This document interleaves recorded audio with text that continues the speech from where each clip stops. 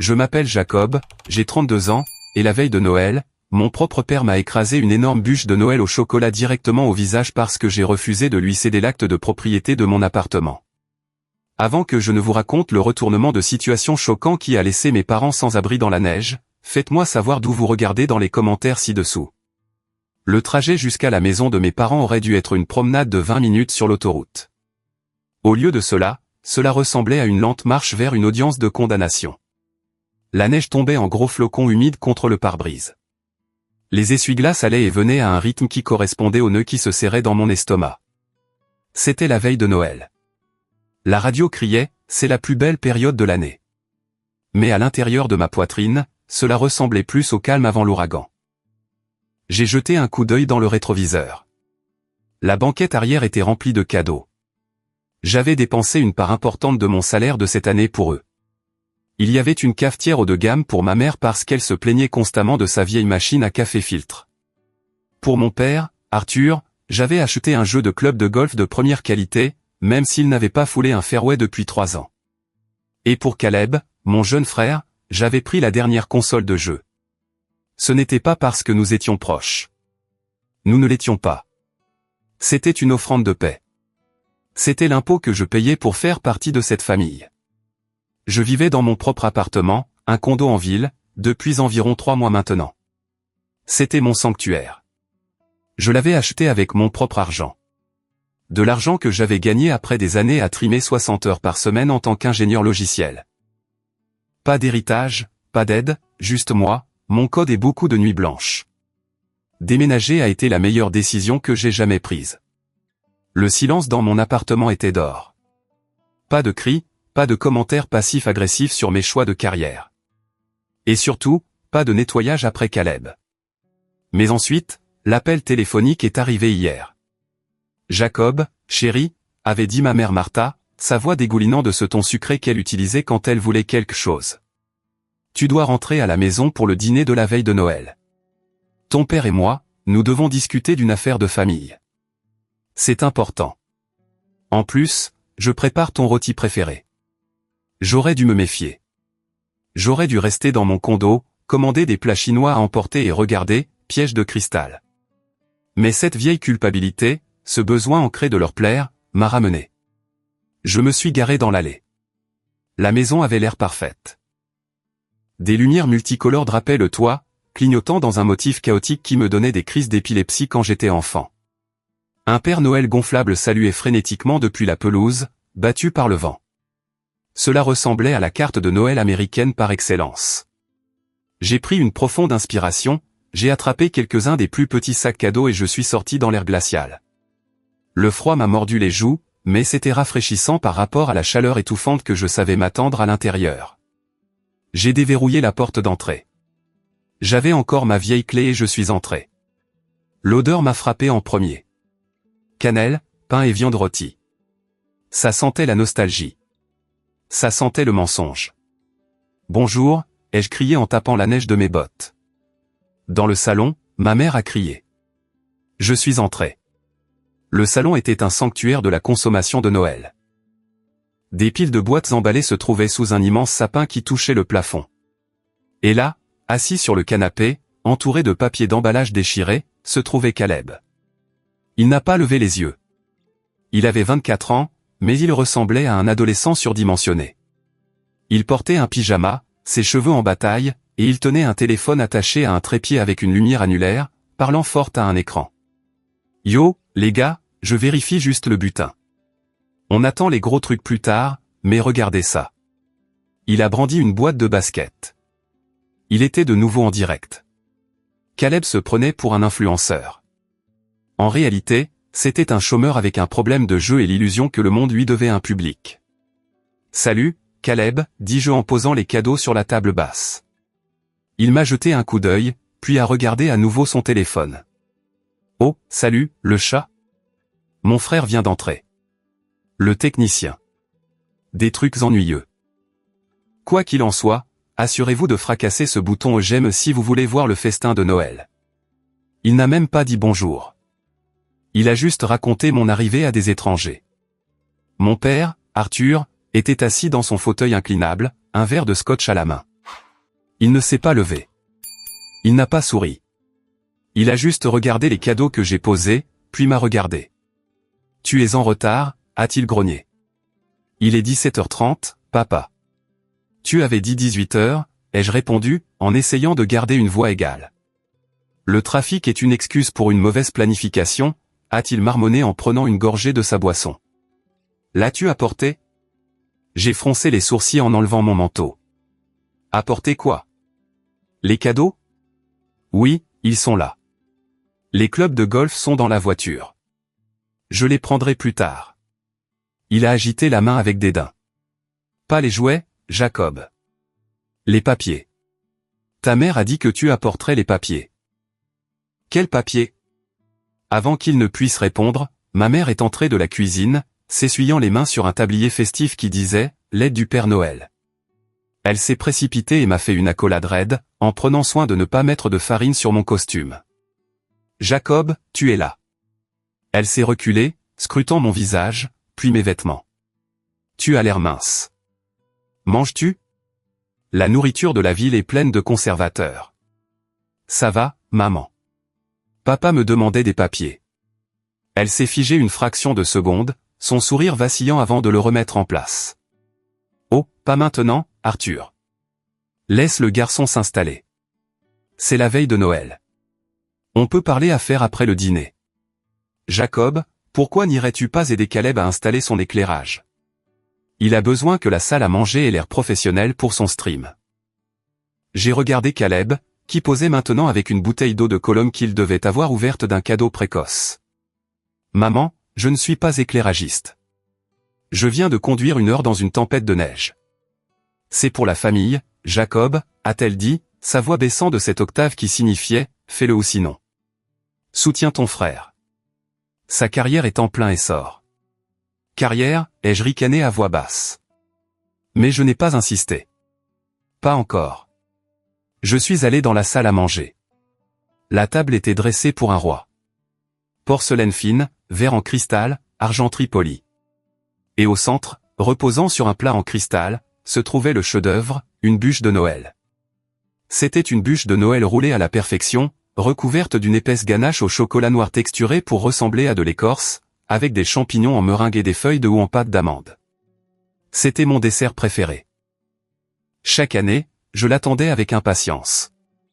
Et chaque année, depuis 10 ans, quelque chose le gâchait. L'année dernière, Caleb a éternué dessus par accident. L'année d'avant, papa l'a fait tomber en état d'ébriété. J'ai regardé le gâteau. Hypnotiquement sombre et riche. Il avait l'air parfait. Peut-être que cette année serait différente. Peut-être que nous nous assoirions, mangerions du gâteau et ririons. Ne le touche pas, la voix de Caleb est venue de derrière moi. Il se tenait dans l'embrasure de la porte, le téléphone à la main. J'ai besoin de séquences B-roll avant que quelqu'un ne le coupe. C'est pour l'esthétique. Je ne le touchais pas, Caleb. Bien, parce que ce stream est sponsorisé. Enfin, pas officiellement, mais je tague la boulangerie, j'essaie d'obtenir un accord de marque. Il est passé devant moi, poussant la caméra de son téléphone à quelques centimètres du glaçage. Je l'ai regardé, un homme adulte agissant comme un enfant, et j'ai ressenti une vague d'épuisement. J'ai regardé autour de la pièce. Les murs étaient couverts de photos. Caleb gagnant un trophée de participation au football. Caleb au bal de fin d'année. La remise de diplôme de Caleb au lycée. Il y avait une photo de moi, petite, rangée dans un coin, de quand j'ai eu mon premier emploi. Mon estomac s'est noué. J'aurais dû faire demi-tour à ce moment-là. J'aurais dû sortir, monter dans ma voiture et retourner à mon condo silencieux et paisible. Mais je ne l'ai pas fait. Je suis resté. Et c'était ma première erreur de la soirée. Dîner dans 10 minutes, a crié maman. Jacob, verse le vin et utilise le bon cru. On fête ça ce soir. On fête quoi, ai-je demandé à la pièce vide. Personne n'a répondu. Mais la façon dont mon père me regardait depuis le salon, les yeux plissés comme un faucon repérant une souris des champs, me disait que la célébration n'était pas pour moi. Elle allait se faire à mes dépens. En débouchant la bouteille de Cabernet, un millésime que je savais coûter plus cher que toute la garde-robe de Caleb, mon esprit a dérivé. Revenir dans cette maison, c'était comme se promener dans un musée de ma propre inadéquation. Chaque coin recelait un souvenir, et très peu d'entre eux étaient chaleureux. Je me suis retrouvé à regarder la cheminée. Il y avait une éraflure dans le bois, juste près du bord. J'avais 10 ans à nouveau. C'était le matin de Noël. J'avais demandé une seule chose cette année-là, un VTT rouge. J'en étais obsédé. J'avais découpé des photos dans des catalogues, les avais collées sur le frigo, promis de faire des corvées supplémentaires. Quand je suis descendu en courant ce matin-là, il était là, brillant, rouge, parfait. Je me souviens de la joie qui a explosé dans ma poitrine.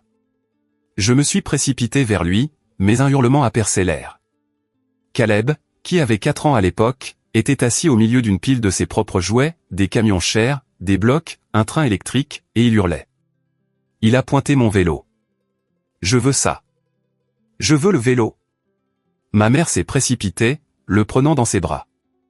Chut, mon bébé, ne pleure pas, elle a regardé mon père. Arthur, il veut le vélo. Mon père n'a même pas levé les yeux de son café. Laisse-le l'essayer, Jacob. Mais c'est le mien, avais-je murmuré. Ses jambes sont trop longues pour lui.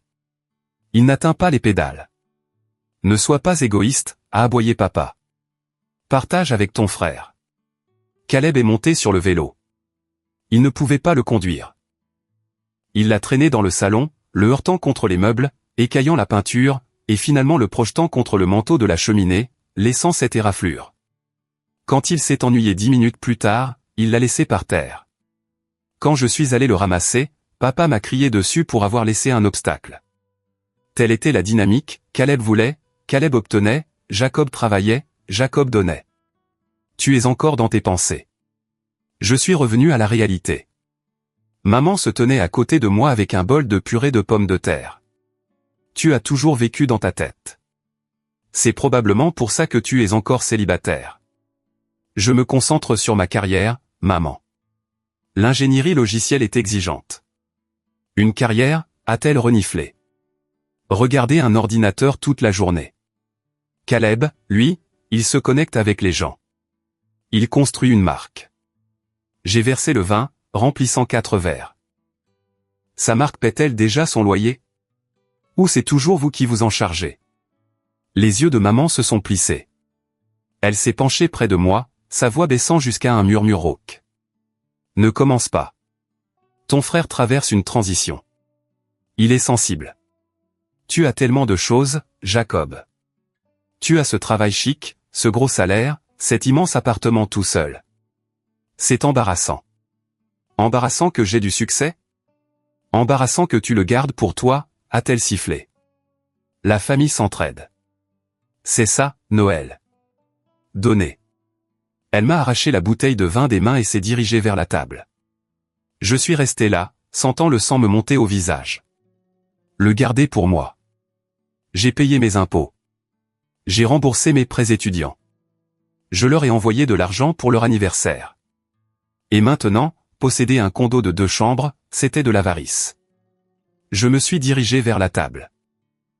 La bûche de Noël était là, se moquant de moi. Elle était magnifique, mais elle ressemblait à un appât. Je me suis souvenu d'autre chose alors. La vraie raison pour laquelle j'ai déménagé il y a 3 mois. Ce n'était pas seulement le bruit. C'était l'incident de la clé de rechange. J'étais rentré du travail plus tôt un jour pour trouver ma chambre dans la maison familiale sens dessus-dessous. Tiroirs ouverts, vêtements partout. Mes objets de collection en édition limitée, des choses dans lesquelles j'avais investi, avaient disparu. Je les ai trouvés dans la chambre de Caleb. Il en avait vendu la moitié en ligne pour payer une dette. Quand j'ai confronté maman, elle a admis qu'elle lui avait donné la clé de ma chambre parce qu'il avait besoin de se sentir comme s'il avait accès à son grand frère. C'est le jour où j'ai signé le bail de mon condo. J'avais besoin d'une serrure dont Martha Whittaker n'avait pas la clé. Assieds-toi, Jacob, a aboyé papa de la tête de la table. J'ai pris ma place. La chaise semblait dure et impitoyable. Caleb était assis en face de moi, ajustant son trépied pour que la lumière annulaire se reflète dans ses yeux. Ok, le stream est en direct dans 3, 2. Caleb a chuchoté pour lui-même, puis a affiché un faux sourire éclatant. Quoi de neuf, la famille? Joyeux Noël. Nous sommes ici au domaine Whittaker, sur le point de nous régaler. Un grand merci à maman Whittaker pour la bouffe. Il a balayé la caméra vers maman qui a salué et a minaudé. Puis il a balayé vers papa qui a levé son verre stoïquement. Puis vers moi. Et voici Jacob, le grincheux. Caleb a ri. Souris, frérot. Tu es sur Internet. Je n'ai pas souri. J'ai pris une gorgée de vin. Il avait un goût acide. Ou peut-être que c'était juste la bile qui me montait à la gorge. Mangeons, a dit papa. La nourriture a été passée. Rôti de bœuf, pommes de terre au beurre, haricots verts au bacon. C'était délicieux, techniquement, mais je ne pouvais pas le goûter. J'attendais que la bombe tombe. Les papiers, la discussion. Ça n'a pas tardé. À peu près à mi-repas, juste au moment où je coupais un morceau de bœuf, papa s'est raclé la gorge. C'était un son fort et grondant qui commandait l'attention. Caleb a mis son stream en sourdine une seconde, un rare moment de conscience. Jacob, a dit papa en s'essuyant la bouche avec une serviette en lin. Ta mère et moi avons réfléchi à ta situation de logement. J'ai posé ma fourchette. Ma situation de logement va bien, papa. J'adore le condo. C'est près du travail. C'est calme. C'est égoïste, a interrompu papa. Silence. Même Caleb a levé les yeux, intrigué. Il a réactivé le son de son stream, sentant le drame. Il a légèrement incliné le téléphone pour que papa et moi soyons dans le cadre. Pardon, ai-je demandé. Tu as un condo de 2 chambres dans le centre-ville, a poursuivi papa, sa voix calme, factuelle, comme s'il lisait un bulletin météo. 110 mètres carrés, au plafond, Internet par fibre optique. Je connais les spécifications, papa. Je l'ai acheté. Et tu y vis seul, a ajouté maman, sa voix douce mais venimeuse. Tout cet espace gaspillé. Pendant ce temps, ton frère essaie de lancer un empire médiatique depuis sa chambre d'enfant. L'éclairage est mauvais.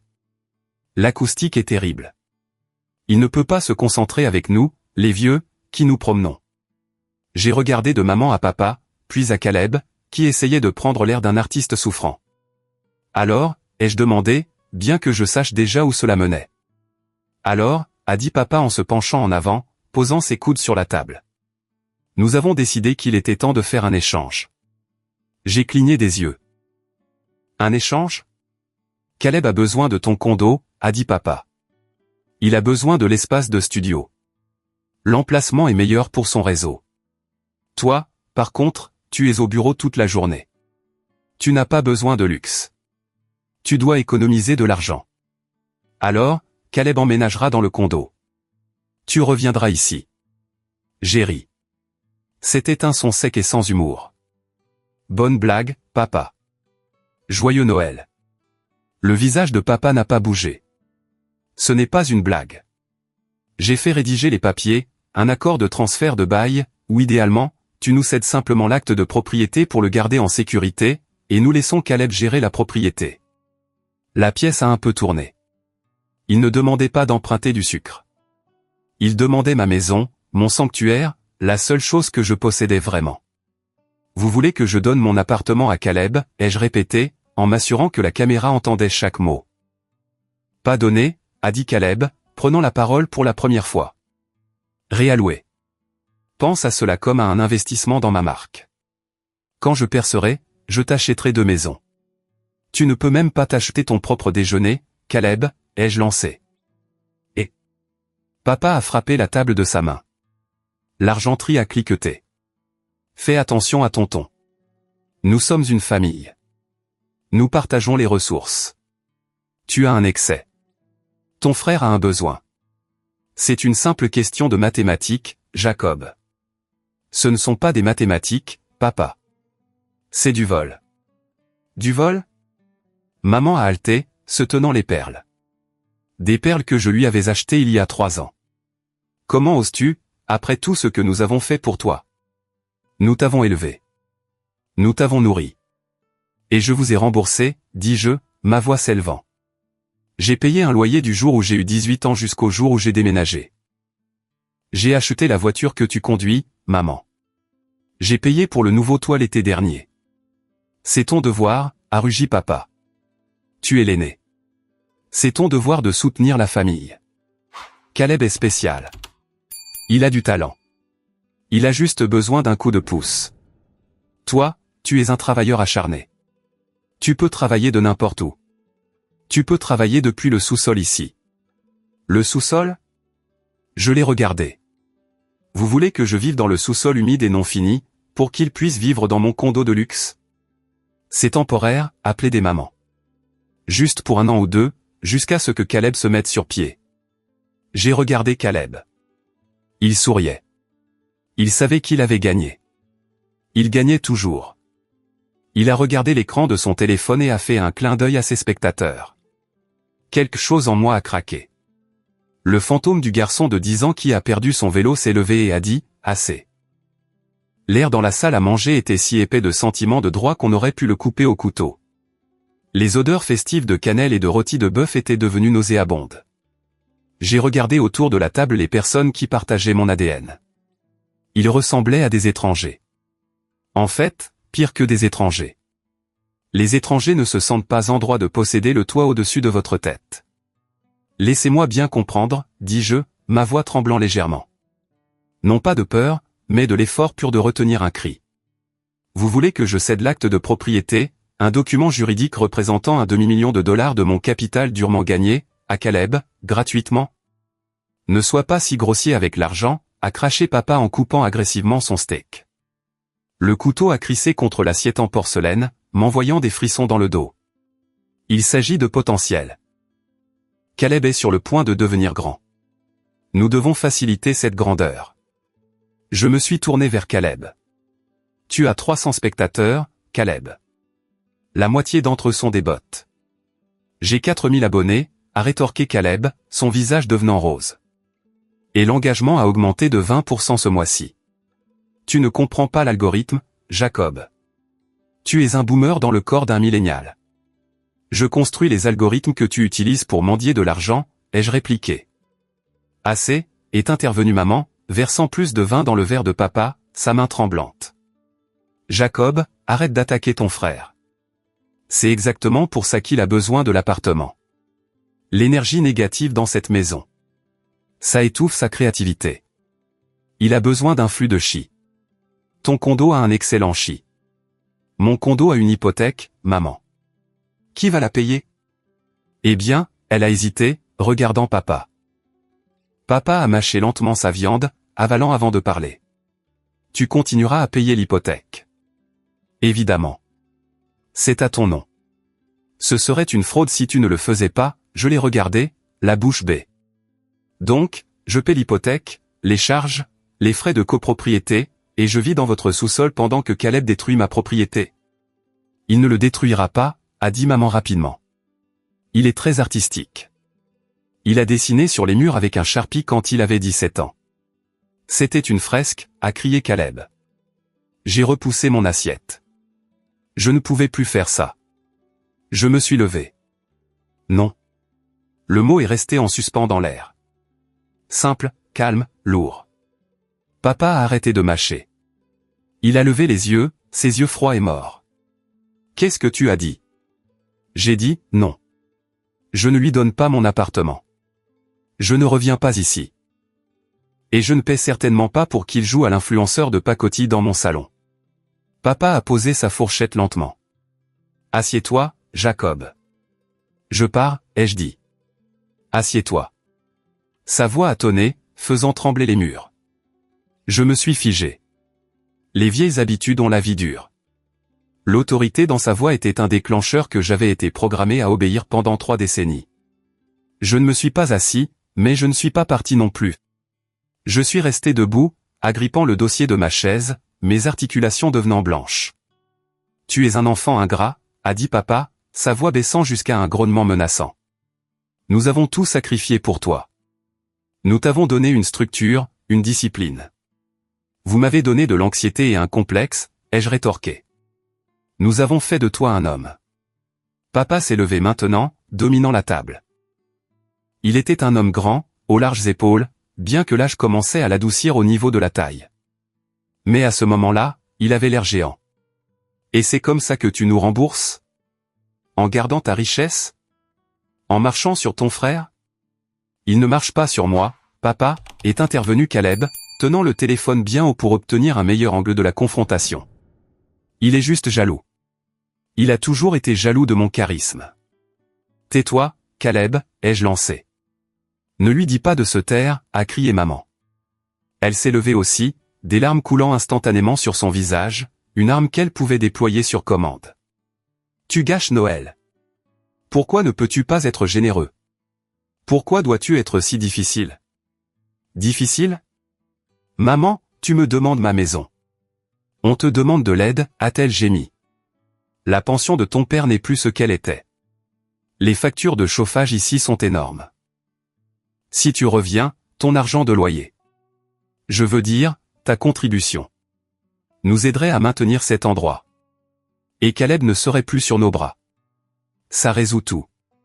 La vérité a finalement éclaté. Il ne s'agissait pas seulement de Caleb. Il s'agissait d'eux aussi. Ils voulaient mon argent de loyer. Ils voulaient que je revienne sous leur coupe, subventionnant leur vie pendant que Caleb vivait comme un roi à mes frais. Alors c'est ça, dis-je, un sourire amer touchant mes lèvres. Je suis la vache à lait, Caleb est l'enfant en or, et je ne suis que le portefeuille. Tu es l'aîné, a crié papa.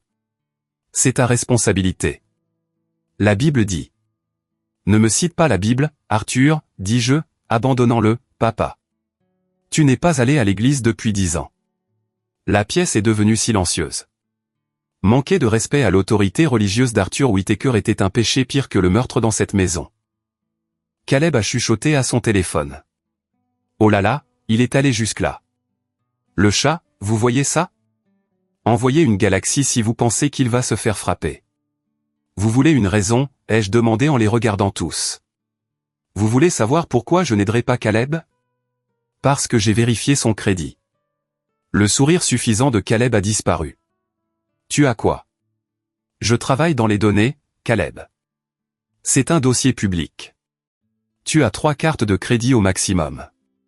Tu as un privilège sur ta voiture. Tu dois $2000 à un bookmaker du New Jersey. Tu n'es pas un influenceur. Tu es un joueur. Maman a halté. C'est un mensonge. Caleb, dis-lui que c'est un mensonge. Caleb a bégayé, son visage devenant pâle. C'était un investissement. Crypto. Ça va rebondir. Il a besoin de mon appartement pour se cacher des agents de recouvrement, ai-je dit à papa. Parce qu'ils ne peuvent pas saisir une maison qu'ils ne possèdent pas. Il veut une forteresse. J'ai regardé papa, attendant l'explosion, attendant qu'il se retourne contre Caleb, qu'il lui crie dessus pour son irresponsabilité. Mais Arthur Whittaker n'a pas regardé Caleb. Il m'a regardé, et ses yeux étaient remplis d'une haine pure. Tu as espionné ton frère, a demandé papa. J'ai protégé mes biens, dis-je. Traître, a chuchoté papa. Tu essaies de l'humilier devant nous à Noël. Il s'humilie lui-même, ai-je montré le téléphone. Il diffuse ça en direct. Il montre au monde sa propre incompétence. Il crée du contenu, a rugi papa. Et tu le sabotes. Arthur a tendu la main et a attrapé la chose la plus proche de lui. C'était une saucière en cristal.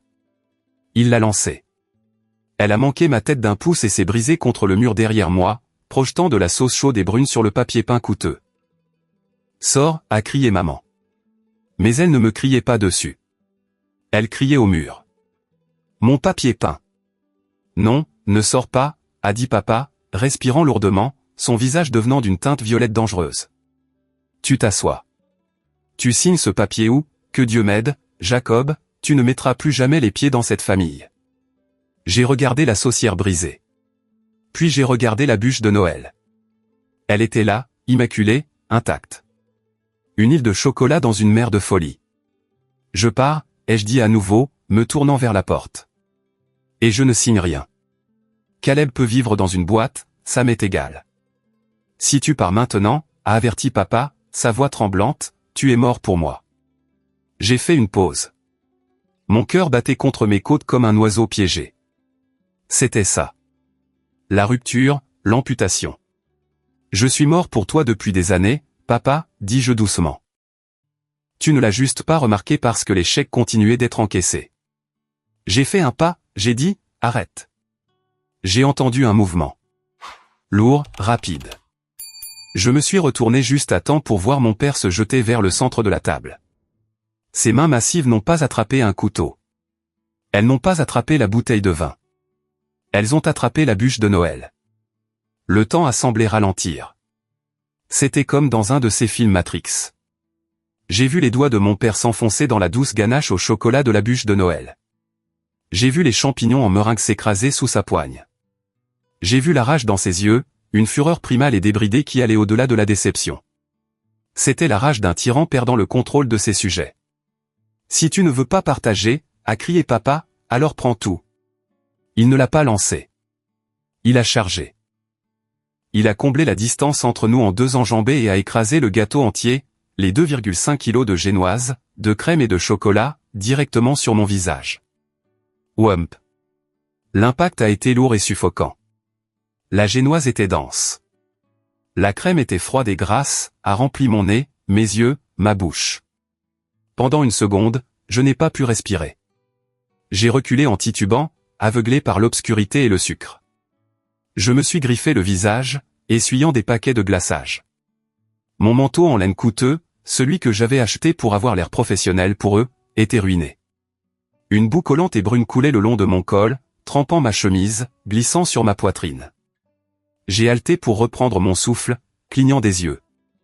Le monde était flou, maculé de chocolat. La première chose que j'ai entendue, c'est un rire. Un rire aigu de hyène. J'ai essuyé mes yeux et j'ai vu Caleb.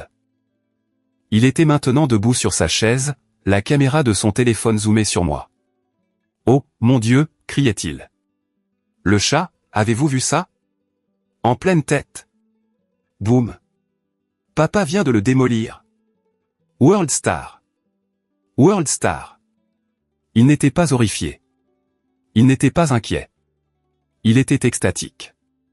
C'était le moment viral qu'il attendait. « Regardez-le » a raillé Caleb en me pointant du doigt. « Le monstre en chocolat. C'est ce que tu mérites pour être avide, frérot. Mange-le. Mange les riches. » J'ai regardé maman. Elle allait sûrement arrêter ça. Cela dépassait sûrement les bornes. Martha se tenait près du buffet, la main sur la bouche. Mais elle ne me regardait pas avec pitié. Elle regardait la table. « La nappe » a-t-elle gémi. « Arthur, la nappe en dentelle. Elle est tachée. » Elle ne se souciait pas que son fils venait d'être agressé. Elle se souciait de la lessive. J'ai regardé papa. Il haletait. Du chocolat était étalé sur ses mains et ses poignets. Il avait l'air triomphant. Il avait l'air d'avoir marqué un touchdown. « Maintenant, » a-t-il dit, respirant fort, « tu te laves le visage. Tu t'assois. Et tu signes le papier. Ou la prochaine chose que je lancerai ne sera pas molle. » Je suis resté là, dégoulinant. La douceur du glaçage était écœurante. L'humiliation brûlait plus fort que la honte. Mais étrangement, sous le choc, quelque chose d'autre montait. Une clarté froide et dure. J'en avais fini. J'ai fouillé dans ma poche, ma main glissante de crème, et j'ai sorti mon téléphone. J'ai essuyé l'objectif de l'appareil photo avec la seule partie propre de ma manche. « Qu'est-ce que tu fais ?» a demandé papa, ses yeux se plissant. « Je documente », dis-je calmement. Ma voix me semblait étrange. Morte. Calme. Agression. Voix de fait. Caleb, continue de filmer. Tu fournis d'excellentes preuves pour mon avocat. Avocat ? Papa a ri. Je suis ton père. On ne poursuit pas son père en justice. Regarde-moi faire. Espèce de gamin ingrat. Papa s'est de nouveau avancé, levant un poing. Fais-le, les jeux défiés. Fais-le devant la caméra. Laisse le monde voir Arthur Whittaker pour ce qu'il est vraiment. L'ancien de l'église, le pilier de la communauté, battant son fils pour un appartement. Papa a hésité. Il a regardé le téléphone de Caleb, puis le mien. La lumière rouge d'enregistrement était un moyen de dissuasion que même sa rage ne pouvait ignorer complètement. « Tu n'es pas mon fils » a-t-il craché. « Mon fils se sacrifierait pour sa famille. Mon fils comprendrait le devoir. Ton fils est un compte en banque pour toi, dis-je en essuyant le chocolat de mon menton. Et le compte est fermé de manière permanente. Alors sors, a-t-il grogné. Sors de ma maison. Et n'ose pas reprendre ces cadeaux. Considère-les comme un paiement pour la nourriture que tu as gaspillée. La nourriture que j'ai gaspillée. J'ai ri. Un son humide et gargouillant. Tu l'as jeté sur moi. Parce que tu m'as provoqué. Tu m'as fait le faire. Tout comme tu as fait Caleb casser ton vélo. Tout comme tu fais pleurer ta mère. C'est toujours toi, Jacob. Tu es le poison dans cette maison. Le gaslighting était magistral. Absolu. Dans son esprit, il était la victime. Il était le juste punisseur. Je pars, dis-je en me tournant vers la porte. Mais ne m'attendez pas à l'hôpital quand vous serez vieux. Ne m'attendez pas aux funérailles. Et Caleb, bonne chance avec les usuriers. J'espère qu'ils acceptent les gemmes comme paiement. Attends, a crié Caleb en sautant à bas de sa chaise. Ne pars pas encore. J'ai besoin d'une vignette. Retourne-toi. Laisse-moi prendre une photo de ce gâchis. Il m'a attrapé le bras. C'était l'erreur. Je me suis retourné et je l'ai poussé. Pas fort, juste assez pour qu'il me lâche. Mais Caleb, toujours la reine du drame, a agité les bras comme s'il avait été abattu. Il a reculé en titubant, a heurté le bord du tapis et est tombé sur les fesses. Agression, a crié Caleb à son téléphone. Il m'a frappé, les gars. Il m'a frappé. Tu as touché mon fils, a rugi papa. Il a attrapé une lourde chaise de salle à manger en bois. Il l'a levée au-dessus de sa tête. J'ai reculé, les mains levées. C'était ça. Il allait vraiment me tuer la veille de Noël pour un condo. Papa, pose-la, dis-je, ma voix se brisant enfin. Je vais t'apprendre une leçon que tu n'oublieras jamais, a-t-il crié, son visage contorsionné en un masque de pure violence. Il a fait un pas vers moi, et alors la porte d'entrée, que j'avais laissée déverrouillée en entrant, s'est ouverte violemment. Une rafale de vent glacial a tourbillonné dans le couloir, emportant de la neige avec elle. Thump! Thump! Le son d'une canne lourde frappant le parquet a résonné comme des coups de feu. Tout le monde s'est figé. Papa a légèrement baissé la chaise. Caleb a arrêté de crier. Maman a regardé vers le couloir. Debout là, encadré par la neige tourbillonnante et les lumières de Noël clignotantes à l'extérieur, se trouvait une silhouette dans un manteau épais et une casquette plate. C'était grand-père Thomas. Mon grand-père, Thomas Whittaker, avait 78 ans. C'était un vétéran du Vietnam, un homme qui avait bâti sa propre entreprise de construction à partir de rien, et la seule personne de cette famille que je respectais vraiment. Il vivait dans la suite attenante, une petite remise à calèche reconvertie à l'arrière de la propriété. Il restait principalement seul, dégoûté par la paresse de mon père et la vanité de mon frère. Nous pensions qu'il dormait ou regardait de vieux westerns. Nous avions tort. Il se tenait dans l'entrée, s'appuyant sur sa canne, ses yeux vifs comme du silex sous ses sourcils blancs broussailleux. Il a évalué la scène en quelques secondes, la saucière brisée, la chaise dans les mains de mon père, Caleb par terre, faisant semblant de pleurer, et moi, couvert de la tête aux pieds de chocolat, tremblant et humilié. Il n'a pas crié. Il n'a pas hurlé. Il est juste entré dans la salle à manger. Le « thump, thump » de sa canne a fait taire la pièce. Il s'est approché de moi. Il a fouillé dans sa poche, a sorti un mouchoir et, doucement, si doucement que cela m'a brisé le cœur, il a essuyé une tache de glaçage de mon œil. « Ça va, mon fils ?» a-t-il demandé. Sa voix était graveleuse et de fer. Je crois, grand-père, ai-je balbutié. Il a hoché la tête. Puis il s'est tourné vers mon père. « Pose la chaise, Arthur » a dit doucement grand-père. Papa a baissé la chaise, son visage devenant rouge. Il ressemblait à un enfant pris sur le fait, mais son ego ne le laissait pas reculer complètement. Il a poussé Caleb, « Papa. Il manque de respect à la maison. Il est venu ici pour créer des problèmes. » J'ai tout entendu, a dit grand-père. J'étais sur le porche depuis 10 minutes. La couleur a quitté le visage de papa. Tu as entendu? J'ai entendu que tu as essayé d'extorquer ton fils, a dit grand-père, son regard se posant sur maman. Je t'ai entendu le culpabiliser. Il a regardé Caleb. Et je t'ai entendu rire. On était juste. C'était une négociation, a balbutié papa. On essaie de garder la famille unie. Jacob est égoïste avec ses biens. Ses biens? Grand-père a laissé échapper un rire court et sec. Tu veux parler de biens, Arthur? Grand-père a fouillé dans la poche de son manteau et a sorti une épaisse enveloppe pliée. Il l'a jetée sur la table de la salle à manger. Elle a atterri juste à côté du plat vide où se trouvait le gâteau. Qu'est-ce que c'est? A murmuré maman. Ça, a dit grand-père, c'est l'acte de propriété de cette maison. Papa a froncé les sourcils. Je sais que c'est ta maison. Mais tu as dit qu'elle serait à moi un jour. J'ai changé mon testament, a dit calmement grand-père. Il y a 3 mois, le jour où Jacob a déménagé. Le jour où j'ai vu Martha donner à Caleb la clé de la chambre de Jacob pour qu'il puisse le voler. Maman a laissé échapper un hoquet étranglé. Tu savais? Je vois tout, a dit grand-père. J'ai vu comment vous traitez le seul garçon qui travaille vraiment. Le seul garçon qui a vraiment de l'honneur. Grand-père a pointé un doigt tordu vers l'enveloppe. J'ai cédé la propriété par donation entre vifs. Ça veut dire de mon vivant. Le transfert a été enregistré la semaine dernière. Et alors, a demandé papa, transpirant maintenant. Alors, tu me l'as donné plus tôt pour économiser sur les droits de succession. Grand-père a souri. Ce n'était pas un gentil sourire. C'était le sourire d'un requin. Non, Arthur.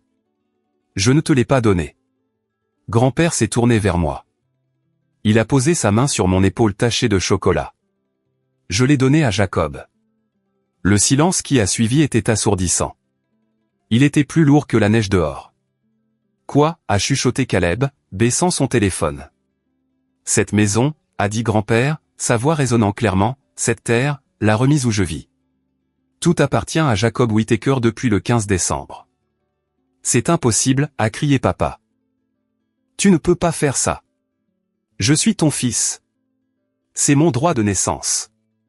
Tu as perdu ton droit de naissance quand tu as jeté un gâteau sur le nouveau propriétaire, a dit froidement grand-père. Il m'a regardé. C'est ta maison, Jacob. Qu'est-ce que tu veux faire? Je suis resté là, abasourdi. Le poids du moment m'a submergé. J'ai regardé la maison où j'ai grandi, les murs qui contenaient tant de douleur. J'ai regardé mon père, qui tremblait maintenant de peur. J'ai regardé ma mère, qui sanglotait dans ses mains. J'ai regardé Caleb, qui avait l'air de voir son monde s'effondrer. J'ai essuyé mon visage avec ma manche. J'ai pris une profonde inspiration. Je veux qu'il parte, ai-je dit. Jacob, a crié maman. Tu ne peux pas. C'est Noël. Je veux qu'il parte, ai-je répété, plus fort cette fois. Tout de suite. Ce soir. Vous avez entendu l'homme, a dit grand-père en frappant le sol de sa canne. Faites vos bagages. Non, a crié papa. Je ne pars pas. C'est ma maison. J'y vis depuis 40 ans. Et tu n'as pas payé de loyer depuis 20, a aboyé grand-père. Je t'ai laissé rester ici parce que j'espérais que tu grandirais. J'espérais que tu deviendrais un homme, mais tu n'es qu'un tyran. Et ce soir, la tyrannie s'arrête. Grand-père a regardé sa montre. Vous avez 1 heure. Tout ce qui reste ira à la bonne volonté. L'heure qui a suivi a été un chaos total. Papa n'a pas fait ses bagages. Il a arpenté. Il a fait les 100 pas dans le salon, fulminant comme un fou. Il ne peut pas faire ça. C'est illégal. Droit des squatteurs. J'ai des droits, a-t-il crié au mur. Ce n'est pas du squat si vous êtes de la famille, papa, dis-je calmement. J'étais dans la cuisine, me lavant le gâteau du visage avec du savon à vaisselle. Et grand-père est le propriétaire. Où l'était? Maintenant, c'est moi. Et je révoque votre bail. Techniquement, vous êtes en train d'empiéter maintenant. Empiéter? Papa a attrapé un vase sur la cheminée et l'a brisé par terre. Je vais te montrer ce que c'est que d'empiéter. Maman était hystérique. Elle courait partout, jetant des objets au hasard dans des sacs poubelles, albums photos, argenterie, décorations de Noël. Elle ne faisait pas ses valises. Elle emballait des objets de valeur. Mes figurines Hummel, a-t-elle gémi. Caleb, aide-moi à les emballer. Mais Caleb n'aidait pas. Il était assis sur les escaliers, pleurant. De vraies larmes cette fois. Où vais-je aller? Je ne peux pas vivre dans un motel. Le Wi-Fi est nul dans les motels. Va chez ta petite amie, ai-je suggéré en me séchant le visage avec une serviette en papier. Elle m'a largué la semaine dernière parce que j'ai emprunté sa carte de crédit, a sangloté Caleb. Choquant, ai-je marmonné. Grand-père était assis dans le fauteuil inclinable de papa, le trône de la maison, sirotant le scotch de papa. Il avait l'air calme, comme un général regardant une bataille qu'il avait déjà gagnée. 4 minutes, a annoncé grand-père. Je ne pars pas, a rugi papa. Il a couru vers la porte d'entrée et l'a verrouillée. Je reste ici. Que la police vienne. Je leur dirai que vous avez trompé un vieil homme sénile pour qu'il signe l'acte. J'ai une vidéo de vous parfaitement lucide, confirmant le transfert, a dit grand-père en tapotant la poche de sa poitrine. Et j'ai un test de compétence de mon médecin daté d'hier. Et c'est, Arthur. Papa avait l'air piégé. Ses yeux balayaient la pièce, sauvage et désespéré. Il a regardé le sapin de Noël. Les lumières clignotaient joyeusement, se moquant de lui. Si je ne peux pas avoir cette maison, a chuchoté papa, un regard sombre et tordu traversant son visage, alors personne ne l'aura. Il s'est jeté sur le sapin de Noël. Arthur, arrête, a crié maman. Papa n'a pas arrêté. Il a attrapé le sapin et l'a renversé. Les décorations se sont brisées partout. Des éclats de verre ont volé à travers la pièce. Mais il n'attaquait pas le sapin. Il attaquait la prise électrique derrière. Il a arraché la multiprise du mur. Des étincelles ont jailli. Je vais le brûler, a crié papa. Il a couru vers la cheminée. Il a attrapé l'enchevêtrement de lumière de Noël qui était encore branché à une rallonge. Je vais tout brûler. Il a jeté les lumières en plastique directement dans le feu rugissant. Papa, non, ai-je crié en courant vers l'avant.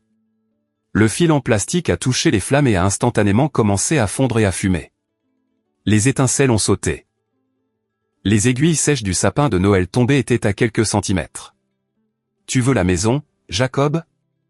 Prends les cendres, a ri papa de manière maniaque.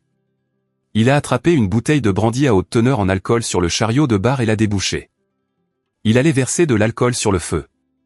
Avec le sapin juste à côté, il allait faire exploser le salon. Caleb, arrête de filmer et aide-moi, ai-je crié. Caleb est resté assis là, figé de terreur. Je n'ai pas réfléchi. J'ai plaqué mon père. Nous avons heurté le sol durement. Il était grand et il était alimenté par l'adrénaline, mais j'étais plus jeune et désespéré. J'ai attrapé son poignet, essayant de lui arracher la bouteille. Du brandy s'est renversé, trempant le tapis, manquant le feu de quelques centimètres. Lâche-moi, a crié papa en me donnant un coup de poing dans les côtes. Tu es fou, ai-je grogné en lui immobilisant le bras. Grand-père, appelle le 911, ai-je crié. Déjà fait, a dit calmement grand-père depuis son fauteuil. La police et les pompiers sont à 3 minutes. Papa a entendu les sirènes au loin. Le son a semblé le sortir de sa rage, la remplaçant par une panique pure. Il a arrêté de se battre. Il est devenu mou. La police, a-t-il chuchoté. Tu as appelé la police sur ton propre fils? Tu as essayé de commettre un incendie criminel, Arthur, a dit grand-père en se levant. C'est un crime. Je me suis roulé de lui, haletant. Mes côtes me faisaient mal. J'ai repoussé la bouteille de brandy d'un coup de pied, la faisant glisser sur le sol. Papa s'est assis, regardant ses mains. Puis il a regardé maman. Martha, dis-leur, a-t-il plaidé. Dis-leur que c'était un accident. Dis-leur que j'ai trébuché. Maman a regardé le sapin tomber. Elle a regardé le vase brisé. Elle m'a regardé, meurtri et battu. Et finalement, elle a regardé Arthur. Tu as jeté les lumières dans le feu, Arthur, a-t-elle chuchoté. Tu as essayé de nous tuer. J'étais en colère, a crié papa. C'est de la passion. C'est du stress. C'est fini, dis-je. Des lumières bleues et rouges ont clignoté par la fenêtre avant, illuminant la neige. Les sirènes se sont tues alors que les voitures de patrouille se garaient dans l'allée. Papa s'est relevé en se débattant. Je dois partir. Je ne peux pas aller en prison. Ma réputation. Il a couru vers la porte arrière. Ne te donne pas la peine, a dit grand-père. J'ai verrouillé le portail arrière. On a frappé lourdement à la porte d'entrée. Police, ouvrez. Je me suis dirigé vers la porte. J'ai regardé ma famille une dernière fois. Ma mère, vaincue au milieu des ruines de ses vacances. Mon frère, un lâche, se cachant derrière un écran. Mon père, un tyran réduit à un fugitif dans son propre salon. Et mon grand-père, le seul vrai homme encore debout. J'ai déverrouillé la porte et je l'ai ouverte. L'air froid s'est de nouveau engouffré, nettoyant la maison de l'odeur de plastique brûlé et d'alcool éventé. 2 officiers se tenaient là, les mains sur leurs étuis. On a reçu un appel pour une dispute familiale et une tentative d'incendie criminel. Je me suis écarté et j'ai montré mon père. Il est là, officier, ai-je dit. Et faites attention. Il est armé d'un briquet. Alors qu'il lui passait les menottes et le conduisait dehors dans la neige, criant sur ses droits et sur l'ingratitude de ses enfants, j'ai ressenti une étrange sensation dans ma poitrine. Ce n'était pas de la culpabilité. Ce n'était pas de la tristesse. C'était de la paix. Le cauchemar était terminé. La maison était à moi.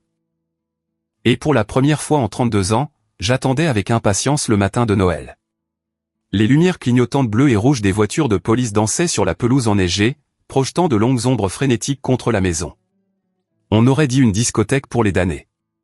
Je me tenais sur le seuil, regardant 2 officiers escorter mon père, Arthur Whittaker, vers l'arrière d'une voiture de patrouille.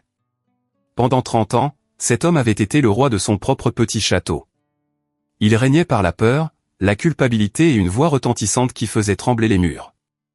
Mais ici, dans le froid glacial d'une nuit de Noël, dépouillé de son fauteuil et de son scotch, il avait l'air petit. Il avait l'air pathétique. Vous faites une erreur, beuglait Arthur, son visage pressé contre la vitre froide de la voiture de police alors qu'on le poussait à l'intérieur.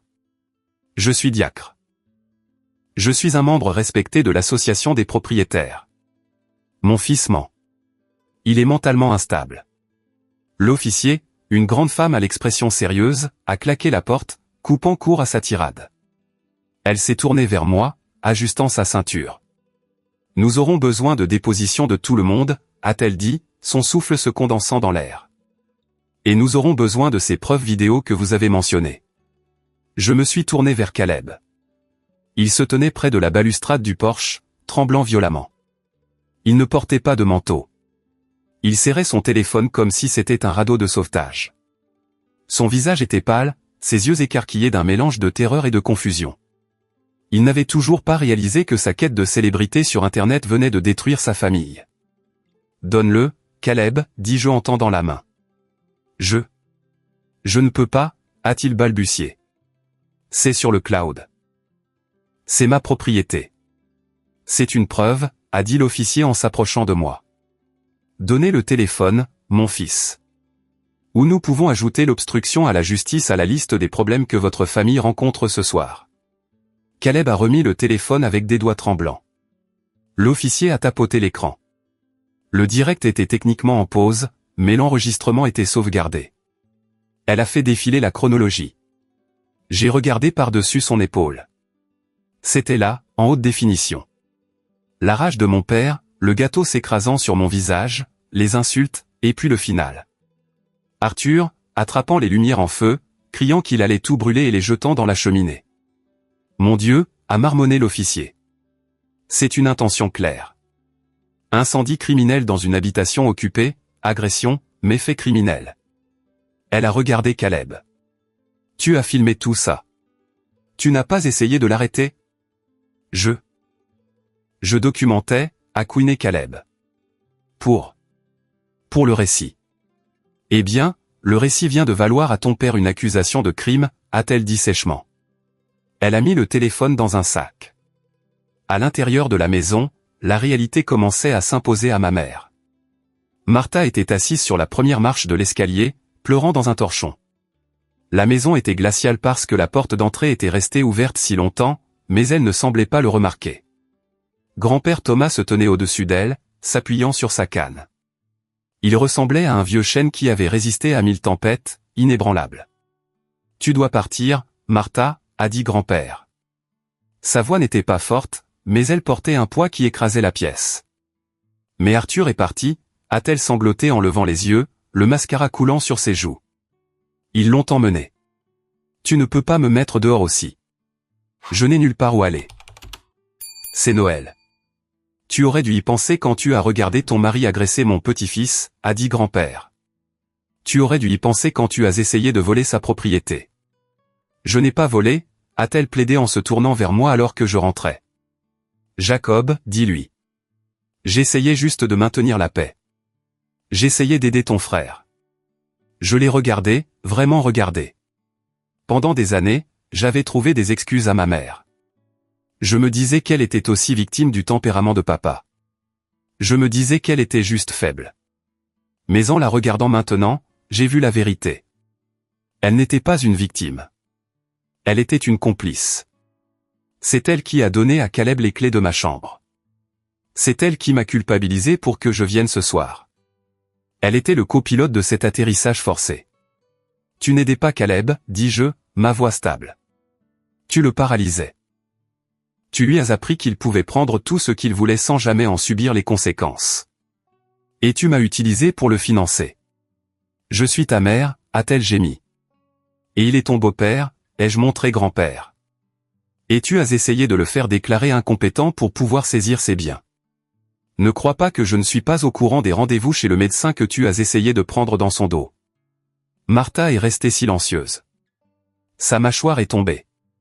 Elle ne savait pas que j'étais au courant de ça. J'avais trouvé les messages vocaux sur le téléphone de la maison il y a des mois, lors d'une visite. Fais tes valises, maman, dis-je. Tu peux appeler ta sœur Clara.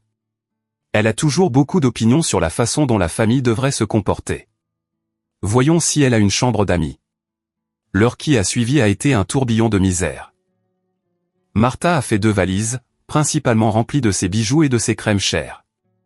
Caleb a jeté sa console de jeu et un sac de vêtements dans sa voiture, une voiture pour laquelle j'avais co-signé il y a 3 ans. Je retire mon nom du prêt de la voiture demain, Caleb, lui ai-je dit alors qu'il chargeait le coffre. Il s'est retourné, les yeux flamboyants. Tu ne peux pas faire ça. Ils la saisiront. Alors tu ferais mieux de trouver un travail, dis-je. La restauration rapide embauche. J'ai entendu dire qu'il paie à la semaine. Je te déteste, a-t-il craché. Tu as ruiné ma vie. Non, Caleb, dis-je en regardant la neige tomber sur ses baskets chères. J'ai juste arrêté de la payer.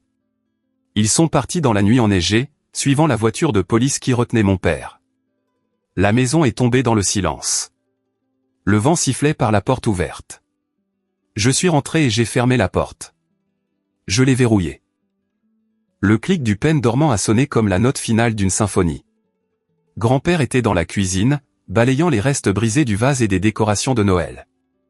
Je suis allé lui prendre le balai. Je m'en occupe, grand-père. Asseyez-vous. Il a secoué la tête. J'ai besoin de bouger. Ça fait circuler le sang. Il a fait une pause et m'a regardé. Mon visage était encore rouge d'avoir frotté le sucre et ma chemise était tachée de brun.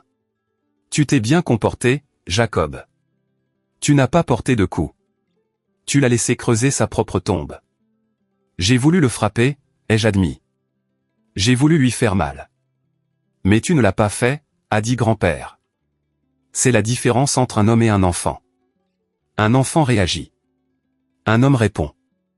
Nous avons passé le reste de cette veille de Noël à nettoyer. Nous avons jeté le tapis ruiné. Nous avons traîné le sapin de Noël à moitié brûlé sur le trottoir. C'était symbolique. Nous purgions la maison de la pourriture. À minuit, la maison était propre. Vide, mais propre. Nous nous sommes assis dans la cuisine, mangeant des sandwichs au jambon et buvant le vin cher que j'avais apporté. Alors, a dit grand-père en prenant une bouchée de son sandwich.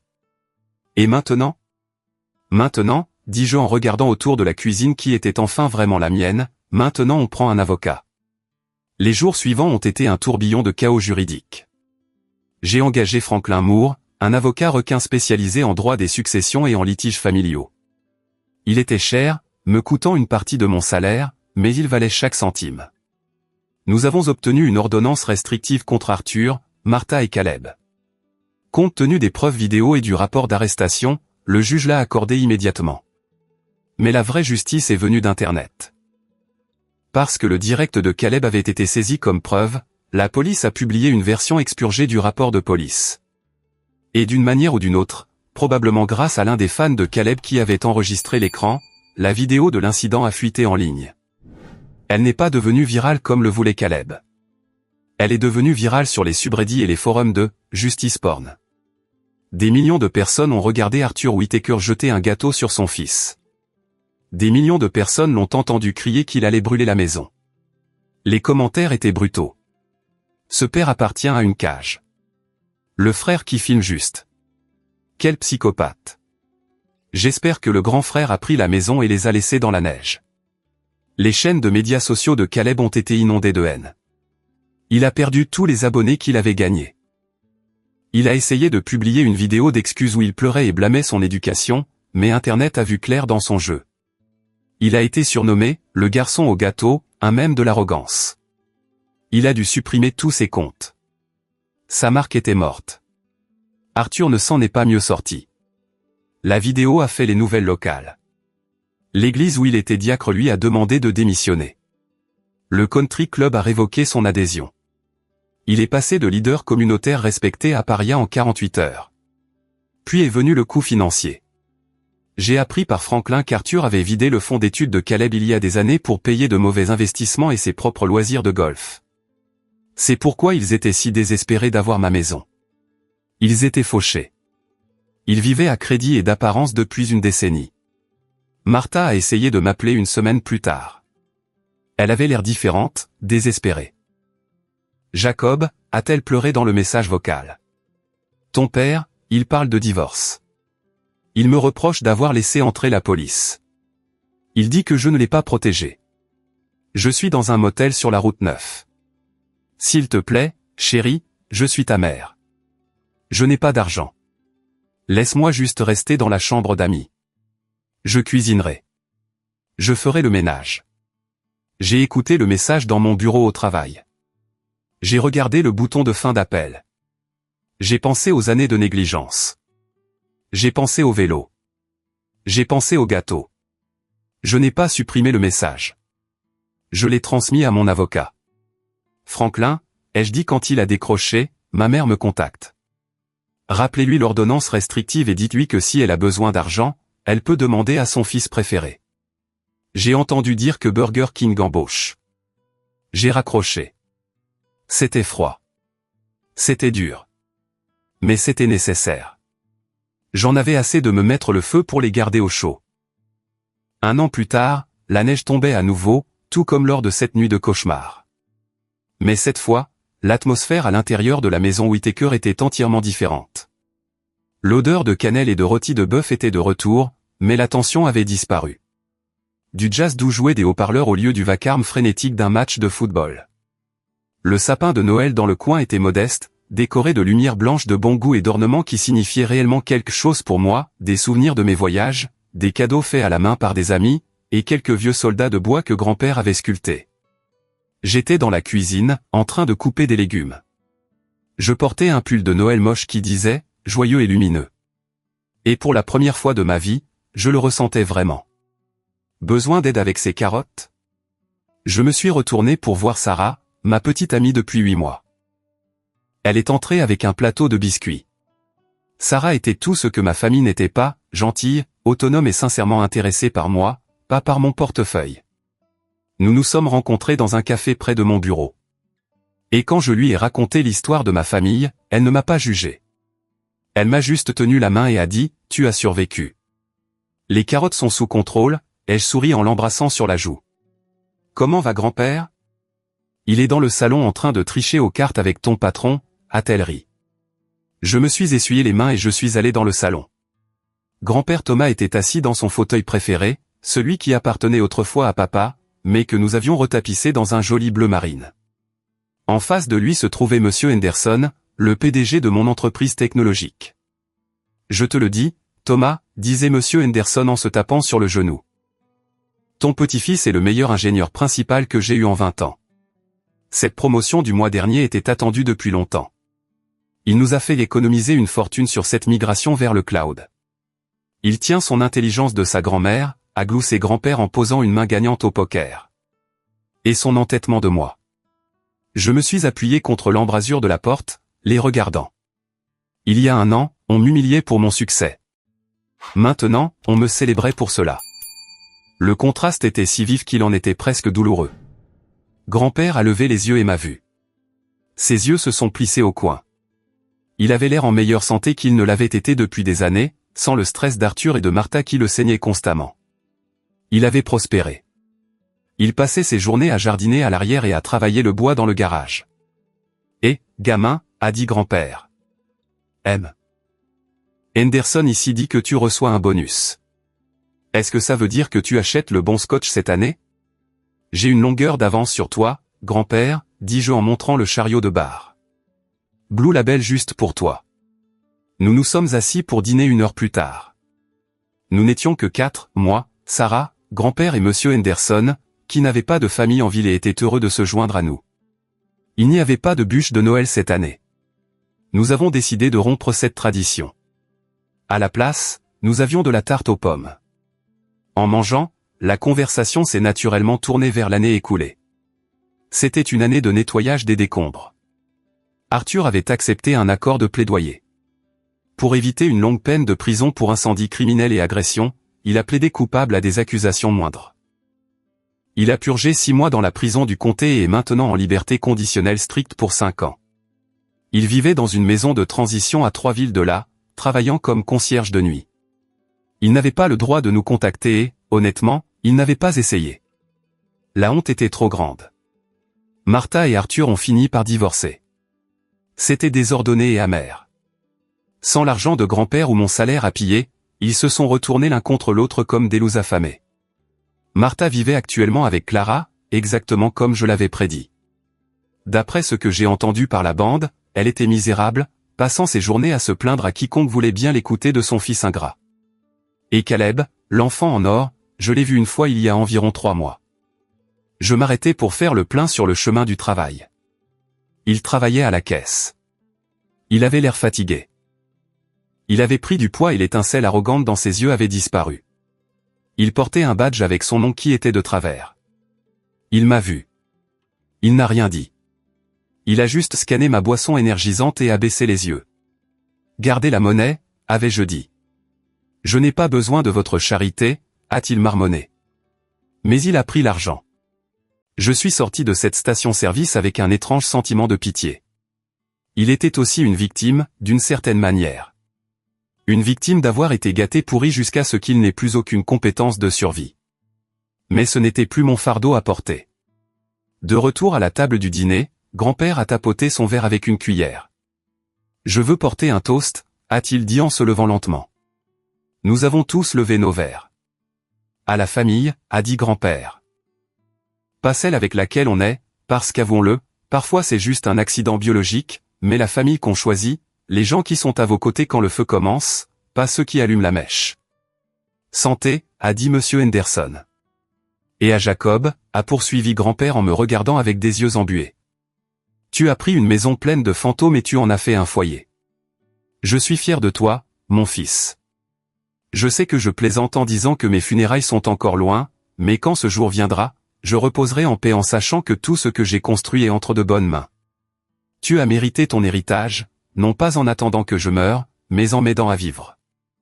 J'ai senti une boule dans ma gorge. Merci, grand-père. Nous avons trinqué.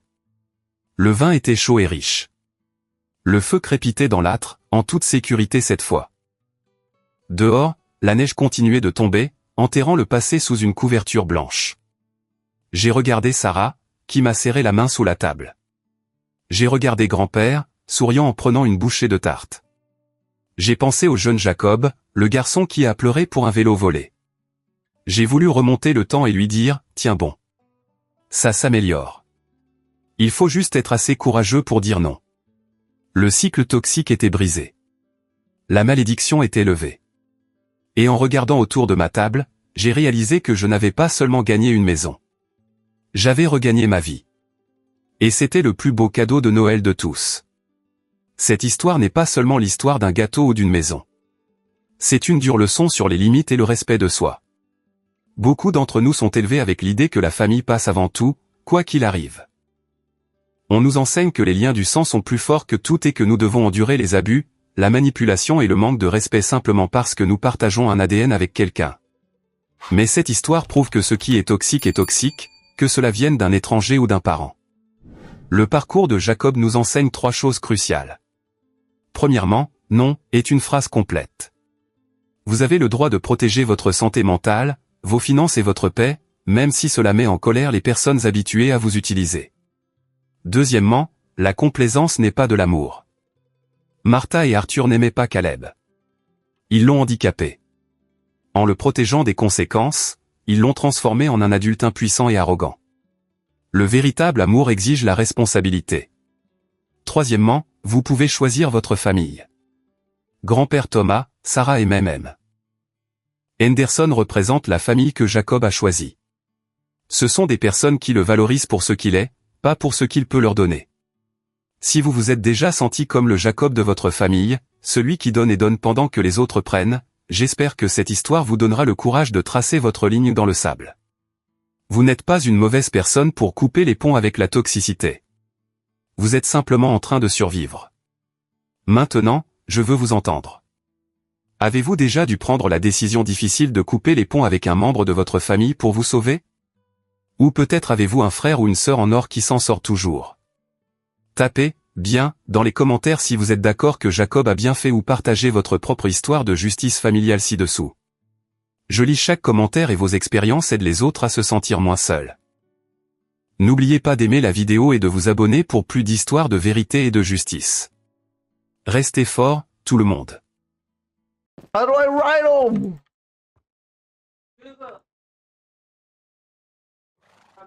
I'll Google in a second, don't worry.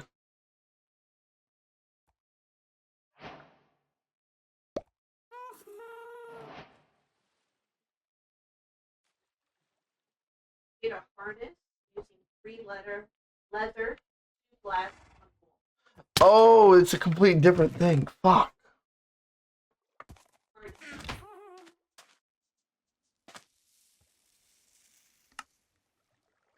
I have all supplies.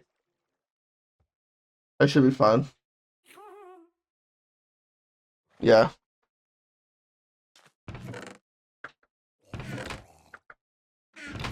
I'm a rock star.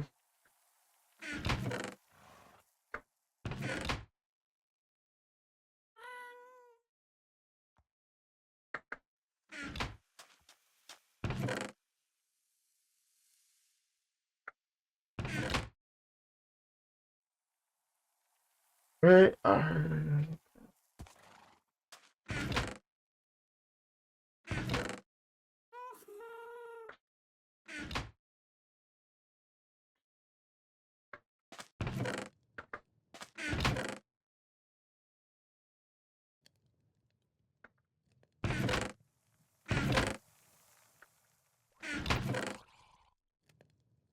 I have no shears.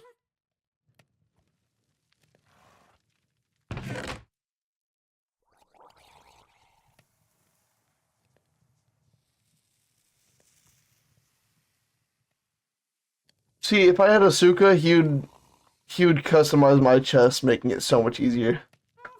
We need to get over here. We need to get him back. You erase my papers and Nope. everything? We need to. We just need him back. I need Asuka.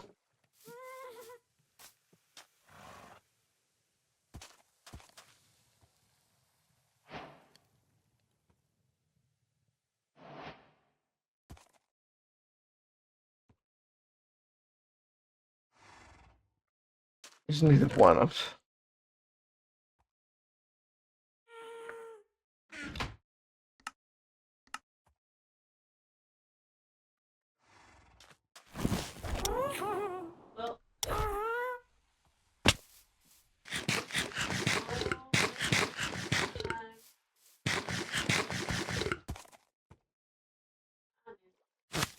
Well,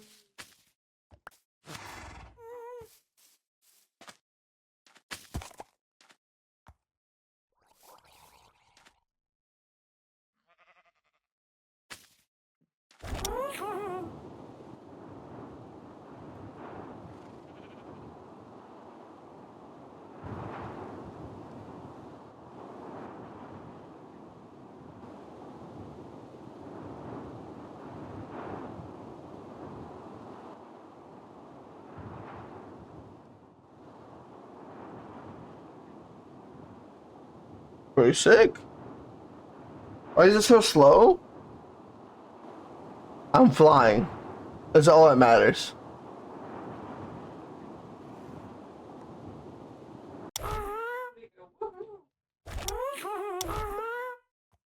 That's my guess. Stop fucking.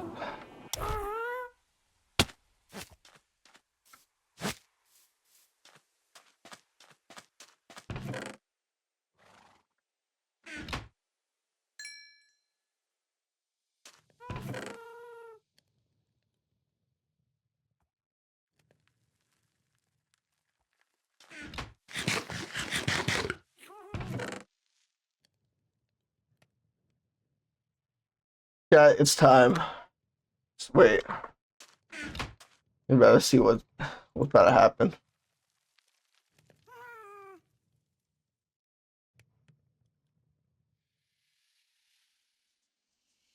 I like actually don't need that much boats, but you'll see, chat. Oh, my horse not here anymore.